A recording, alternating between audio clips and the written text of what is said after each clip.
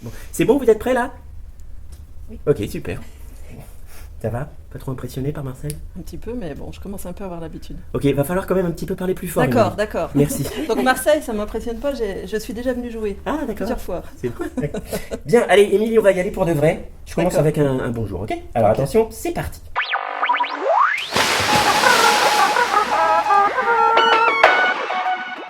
Nous sommes le vendredi 24 mars 2017. Vous ne regardez plus vraiment la télévision. Bienvenue sur Trash TV International. Dans le rat-play marioscopique du jour, nous irons à la rencontre de Émilie Flasher de la compagnie Arnica à propos du spectacle Clairière. Allez, hop, c'est parti. Émilie Flasher, bonjour. Bonjour Raoul. Alors Émilie, vous êtes metteur en scène au sein de la compagnie Arnica et vous présentez du 24 au 25 mars votre toute dernière création, Clairière, un spectacle qui raconte l'histoire d'enfants, ou plutôt d'une enfant, née dans une clairière et de son passage d'un endroit à l'autre et d'un âge à l'autre. Oui, alors c'est très bien résumé déjà.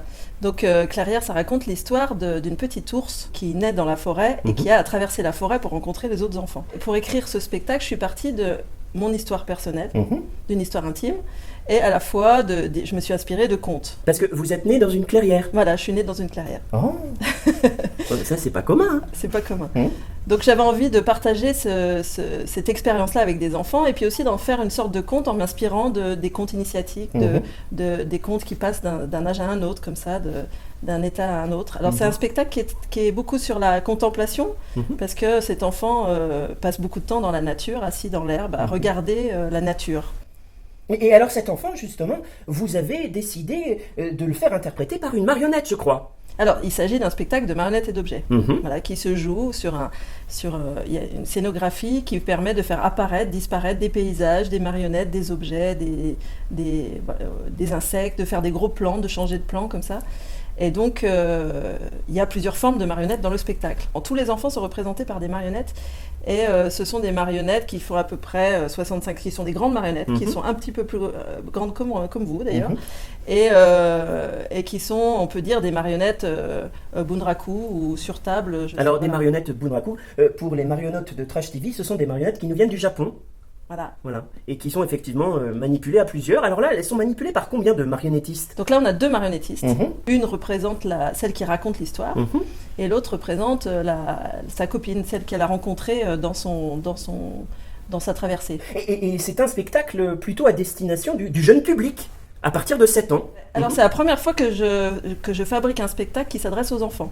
Mais dans mon point de départ, l'idée c'est de s'adresser aux enfants et aux adultes ensemble, que ça puisse raconter à tout le monde. Est-ce que ça a eu quand même une incidence particulière sur la manière dont vous avez mené les répétitions de ce spectacle?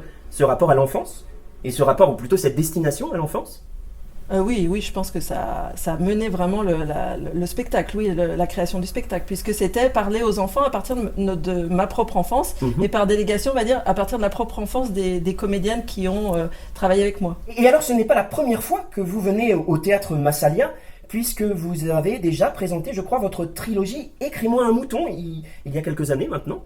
Oui, c'est vrai qu'on a présenté en 2015 la trilogie Écris-moi un mouton et le Théâtre Massalia est un théâtre qui nous a accompagnés sur plusieurs créations, qui a été coproducteur de ce spectacle et avec qui on vit un accompagnement fort. Donc c'est vrai que c'est pas la première fois qu'on joue à Marseille et on est très content de revenir ici.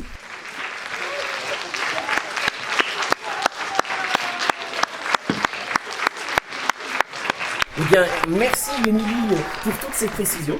Eh bien, merci Raoul Lala. C'était Raoul Lala, en direct de la Friche Belle de Mai à Marseille, pour le Théâtre Massalia et Trash TV International.